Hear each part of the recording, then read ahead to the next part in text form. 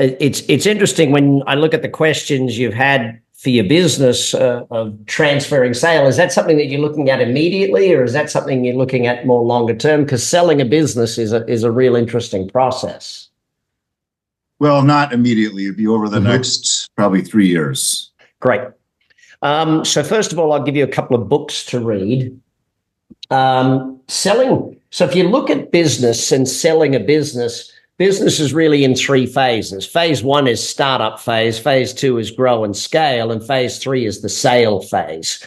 It's very clear to me that everyone has to leave their business. Like, everyone must exit. You will exit your business one way or the other, okay? In a pine box, at a sale, or just a shutting down. And that's unfortunately what happens to most of them, or a transfer of ownership. But obviously, if we're going to exit successfully, it does take time. I would guess on average, it takes 3 years from when someone wants to or decides to exit to when the exit actually will happen for a business of any decent size.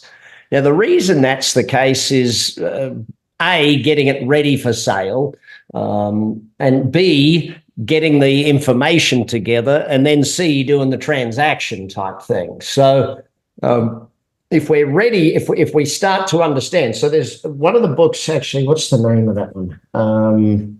Let me just look it up. Finish Big. There's one called Finish Big. That's a really good book to read on that subject. There's another one called The Art of Selling Your Business. And then there's one, Sharon Lechter wrote it, called Exit Rich. I would say those three books will probably set you up for understanding what an exit looks like, how an exit works, all of that sort of stuff. If you look at what I do with the 6 programs I run a year, they're about scale and sale.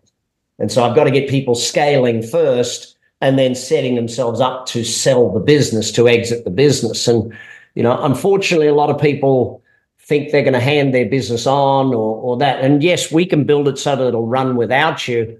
But at some point, you're going to exit. So how does it exit for the family? How does it? All of those things need to be put into place.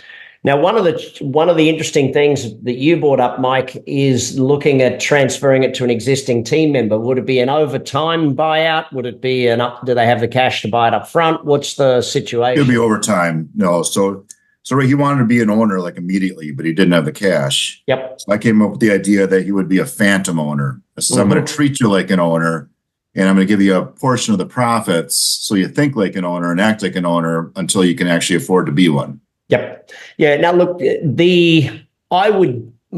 so there's 3 types of buyers for a business, right? One is the individual buyer. So someone that's looking to either buy themselves a job, or they've got a lump sum. They want to buy a business of some sort, the individual buyer, or maybe they've sold another business and they want to buy another one. The next is your private equity groups. Now, private equity can be anything from a roll-up, an organization that's buying a whole bunch of one industry. It could be a home office. Private equity groups, usually I don't love selling to private equity groups based on the fact that in the majority of time they want to bring on debt, and the company's then laden with the debt to be able to pay off the debt and keep growing. And you might sell them, say, 60 or 70%. They then control the company. You can't do anything. And most of the time they've given you an earn-out clause, and you never get the earn-out because they're running the business, not you. And so you got to meet the goals, but they stop you meeting the goals because but that's not always the case. There's a lot of private equity groups where I would recommend private equity is if they're using you as maybe a platform to do roll-ups, if they're using your business as a way to start the process of getting into that industry or something of that nature. And then the final group is the group that sees it as an extension. So they're usually where you'll get the best deals because they have a strategic reason for buying your business. It could be the product that they want to add to their business. It could be the region. It could be a patent that you've got. It could be your customer base or your staff. Like there's a strategic reason to buy your business. Ultimately, they're the best group if you're going to get the highest return on an exit. When you're exiting to an existing team member, you don't have, so one of the biggest things to get a business sold is having it run without you. Okay. Ultimately, if the business is dependent upon you, then they'll discount it for that. If it's like the unicorn type thing. If you've got one customer or one staff member or one product, if it's dependent upon one thing, whether it's a staff member, product, customer, you, then there's going to be a discounted value of that business. The moment it's not dependent upon one thing, if it's got a lot of recurring income, increases value. All of these different things come into play. So giving you that big picture spectrum to start with, within that, the transfer to an existing employee comes with the majority of time you're selling to an existing employee or a singular person, you will lend them the money to buy your business, or a percentage of the money to buy your business, right? And so there's great reasons for doing that. Number one being you don't have the stress anymore. You've relieved the stress and you can go on and do other things. One of the fundamental keys to wealth is a capitalization events. How often you have capital events is a big part of wealth. So if you look at, say, Elon Musk is only one of the richest guys in the world because he capitalized out, sold one business, got 200, took that 200, put it into 3 other opportunities and capitalized up. Does that make sense there, Ron? It's like, yeah, if you own your own home forever, yes, you've got plenty of equity, but you've never capitalized that equity. You've never had it as cash to be able to go and reinvest it type thing and reinvest and reinvest. That's why, young people, always tell them, for the first 10 years of your property life, you should buy a shitty home every 2 years, spend 2 years fixing it up, capitalize, buy another shitty home, 2 years, capitalize, buy another shitty. And that's essentially all I did in business. Bought shitty businesses, fixed them up, capitalized, bought another shitty business, capitalized. But every time I'm capitalizing, I'm adding a zero almost. Does that make sense? Not every time we added a zero, but we added multiple. So if you're looking at when you sell it to someone else, the distinction is there's no capital event. Perry Belcher just talked about this on my podcast. I think he was last week's or the week before's podcast. And Perry's had 2 major exits. And he talks about how that exit sort of feels. Because, the worst part of the exit, Mike, the hardest part of the exit for every single person that's ever exited is what are you going to do afterwards? Like they needed me. I tried to retire at 26 because the business could run without me. And I was very, very clever about this. When they didn't need me, I just made sure I spent all of the cash. So they had a cash flow crisis and needed me back again. So yeah, very, very emotionally intelligent at that point in time in my life, and needed to be needed type thing. But if you're going to transfer it to them, get an attorney or a lawyer that is a mergers and acquisitions. Do not use a general lawyer to sell a business. The take back clauses, see, if they miss a payment or miss 2 payments, you've got to take the business back.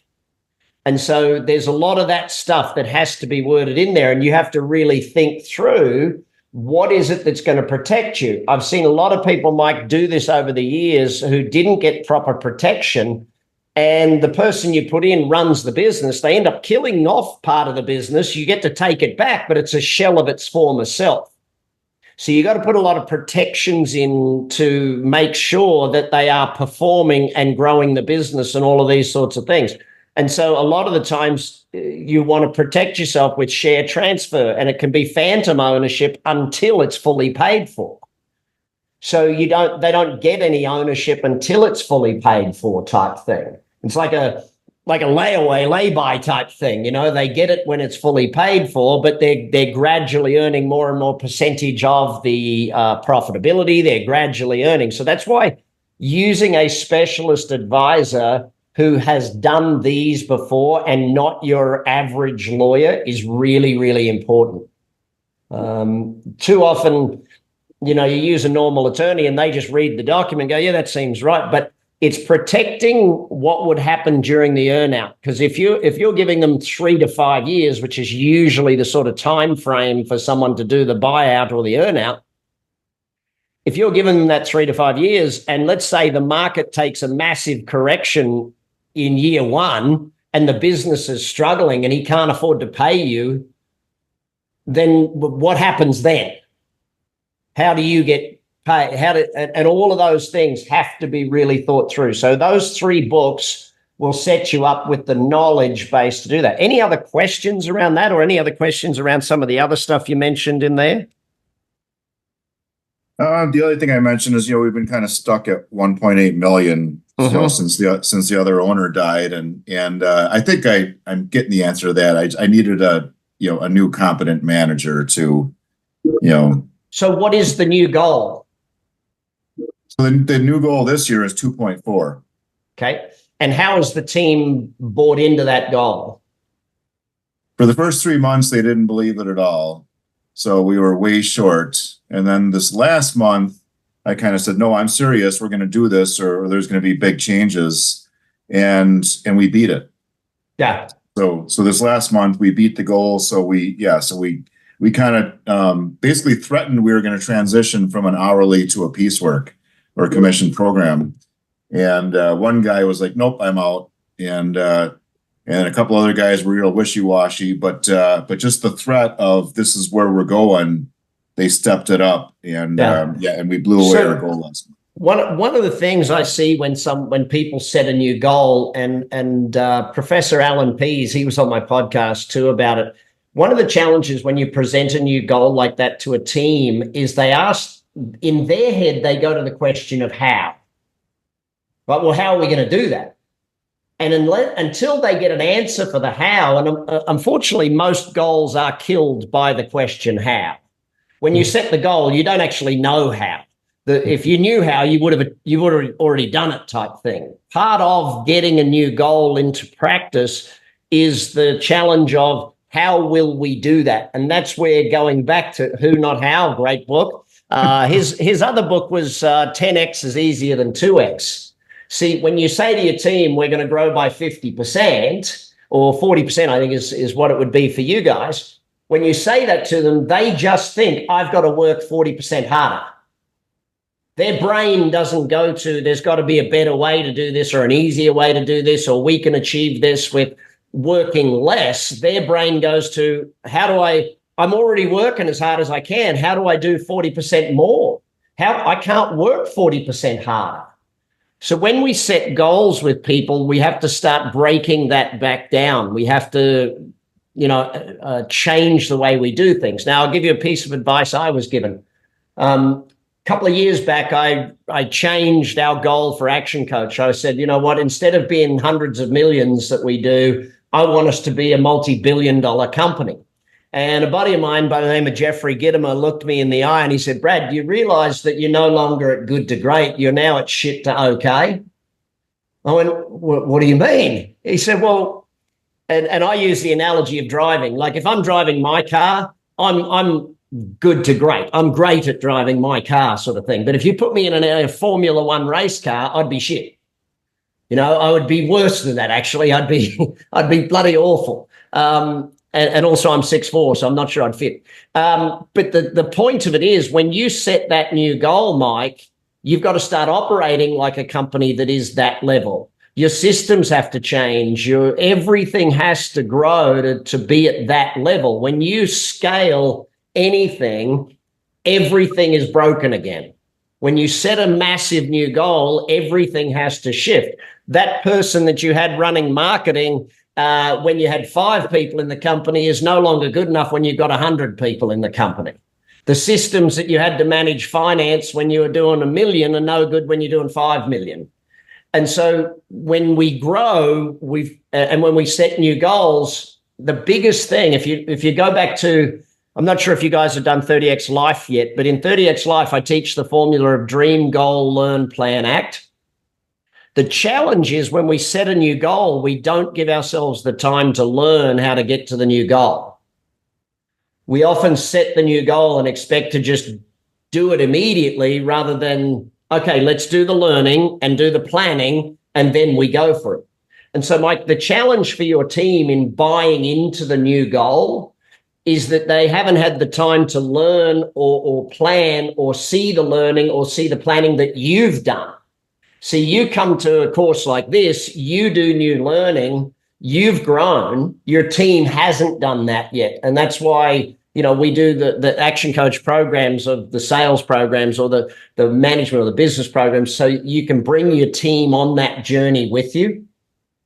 And so even with this guy, I would recommend, Mike, that what you do with this guy is you start teaching him to be an owner. In fact, you bring him to me. So like my 5 courses that I run virtually every year, the entrepreneurs, the scalability, all of those courses, you should bring him to that with you so that he starts becoming the person that can run the company, so that you're building him into that. Does that make sense?